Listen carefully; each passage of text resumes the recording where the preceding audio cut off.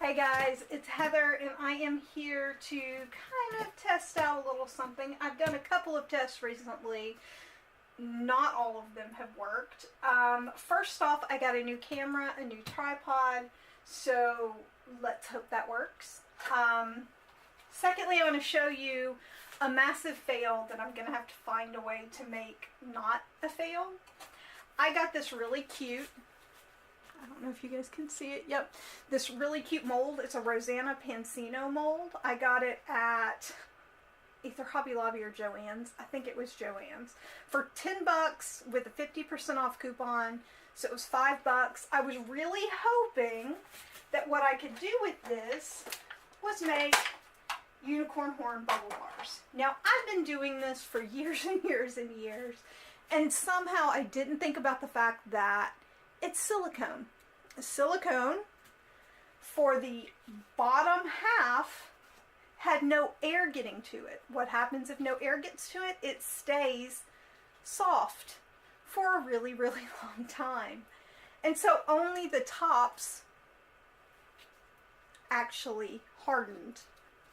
And I ended up with a bunch of tops and no actual horns.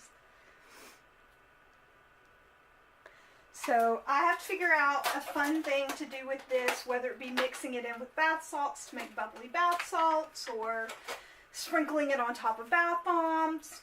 Not sure yet, so we'll see. But I have another thing to try that's similar to this.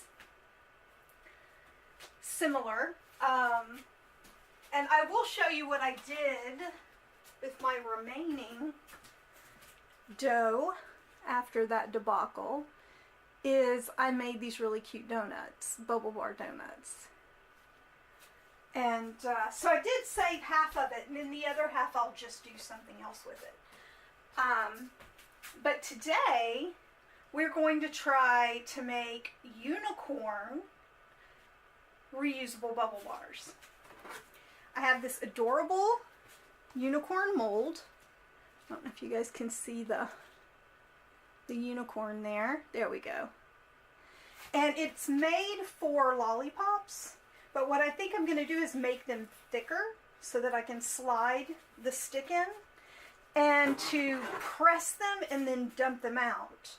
And to do that, I'm going to use cornstarch. I'm going to dust the mold with cornstarch. So let's see if it works. I've already got all of my ingredients weighed out. So I just have to put my mask on, because this stuff goes airborne in a big way. I hate wearing the mask because it makes me breathe heavy. And I always hate that on videos when you can hear the person breathing. But there's really nothing I can do about it because it cuts off oxygen. But it keeps me from coughing constantly.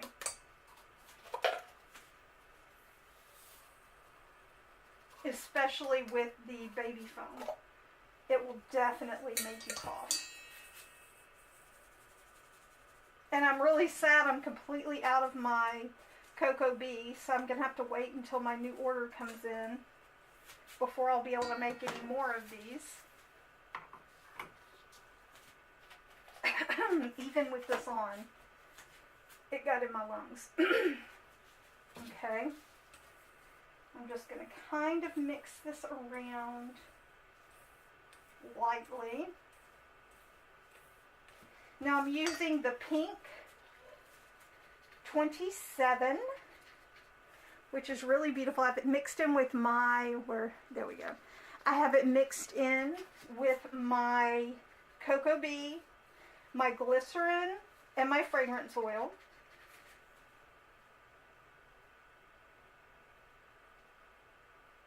And I finally figured out how to bloom it.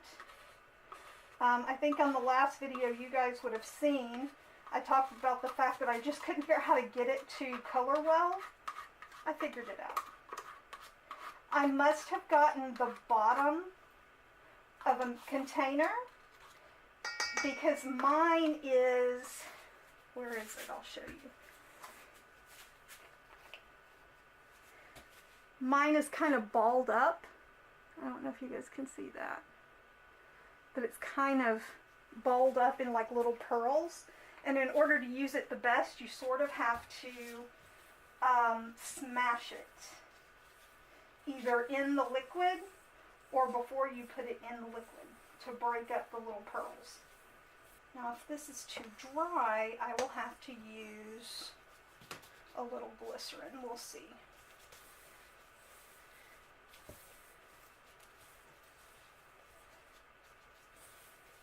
Oh no, this feels really good. Yay, I like it when it works for me. Make sure it's well incorporated, and then I'm going to dust down my, oh, this is great.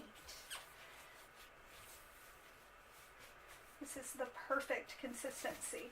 Now I also know with this I have to work crazy fast because this is a rock hard batch or recipe, and you have to move really, really quickly. So I'm going to take my brush in my cornstarch and brush my mold, kind of like flouring a cake pan. I want to make sure I get all of it and all of the edges. Okay, I'm going to take a little bit, kind of press it, because it does puff up. The Cocoa Bee makes it puff up. There's another type of liquid surfactant I could use that wouldn't make it puff up, but Cocoa Bee is what I use for everything else, so it only makes sense to use it here. Okay, so now I'm going to press it in, and I'm going to let it be a little thicker, and I'm going to let it go over the sides a little bit because I can cut that off.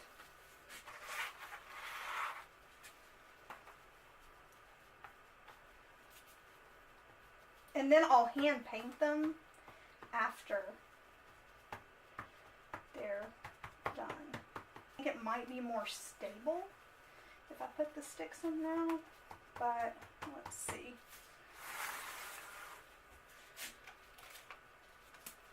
Start with the middle guy.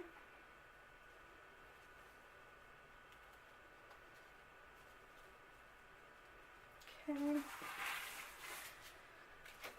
Flip it and get this guy.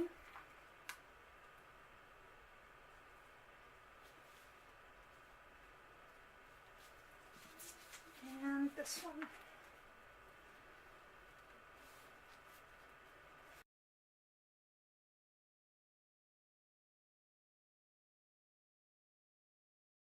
Here are the unicorns, but I am going to let them sit up overnight. This way, yeah.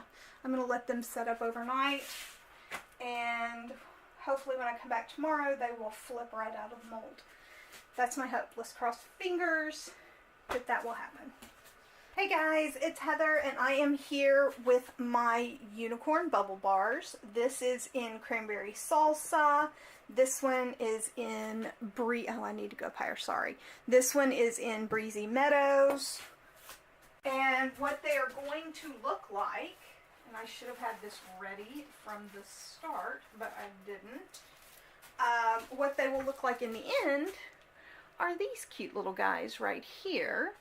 Now the first step is to fill in the spaces that I want to be pure glitter. I use melt and pour, and I fill in these little spaces here. I'll get closer so you can see.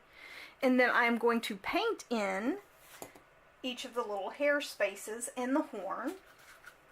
I'm using neon pigments to do this, mixed on my little paint tray. I'm going to add alcohol to them as I go. And I'm going to start with green. And I'm just wetting it down with the alcohol and mixing it in. And I'm going to do a little green right here, right here. I I don't know exactly what you guys can and can't see. That always frustrates me, but I did get a really cool new camera. And I may just have to like do a zoom in shot as I go so that you can see how I'm painting it in. And then I'm filling in the hair.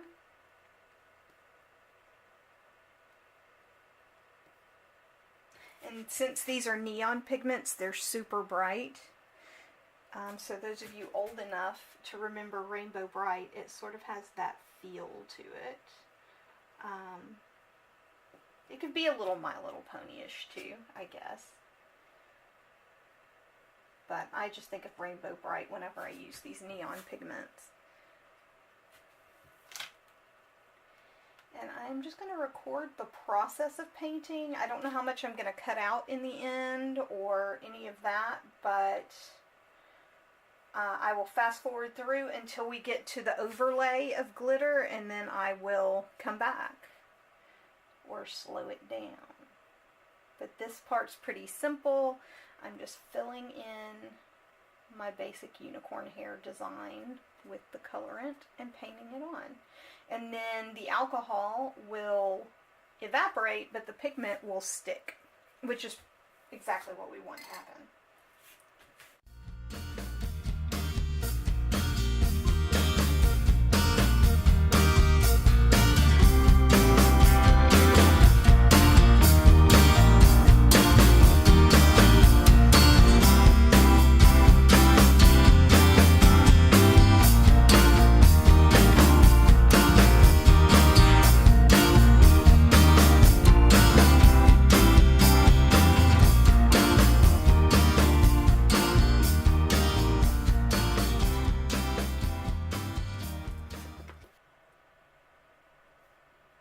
Okay guys, here is what I've done. I have melted down some clear melt and pour. I put in my super sparkle mica, and I have a pipette, and I am filling the pipette with my melt and pour. I want to make sure you guys can see this. And then I am dripping the melt and pour over the top of my colors. And because it's clear melt and pour with just that kind of sparkle to it, the color still shows through, but the melt and pour protects the color and adds that really lovely unicorn sparkle to it without it being messy. And if you have any bubbles, you can spritz it with your alcohol, just like you would any other melt and pour. I'm sucking up more melt and pour. Add it here. Now I intentionally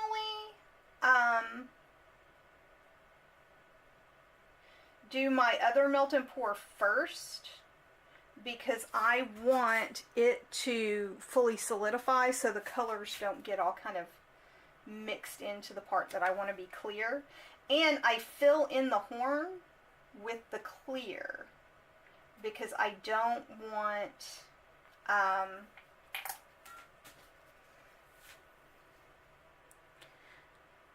any color on the horn. Let's see if it'll focus for you guys. There we go. And of course I will add pictures of all of it when it's over. The last thing I do is draw on with a very thin paintbrush the little closed eye and an eyelash. So I will be back, you guys, when they're completely painted and filled in, and then I will show you the painting eyelash process. Okay guys, I am back and I am about to paint on the eyelashes of my little unicorns. I am using a black mica, and all I'm going to do is just barely make a line and make a little dash at the bottom for eyelashes. that is it.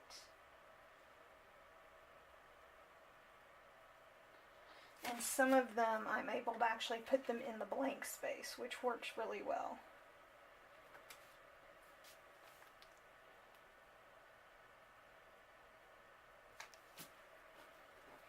And bring it up kind of close for you and just show you I can do my line and my lash. And that's it. I wish it would focus. I haven't figured out focusing yet, you guys.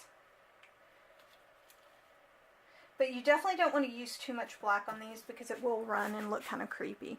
So you just want to barely make your line and your lash. And then you have your unicorn. Now I'm going to grab my pink ones because you might be able to see those a little bit better. Okay, here's the pink. And we do the little line right here. And a little lash right there.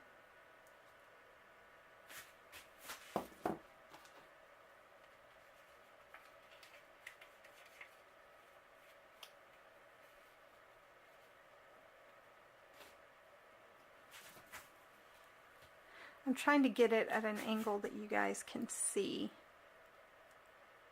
So we do our little line right here. Just a very, very thin line and one very thin lash right at the bottom. And I may go over it twice with my black, just that way. This is a black pearl.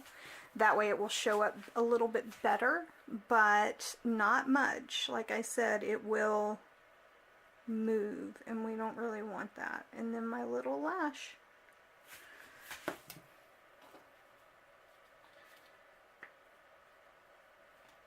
And I'm flattening out the tip of my brush so it's easier to make that line.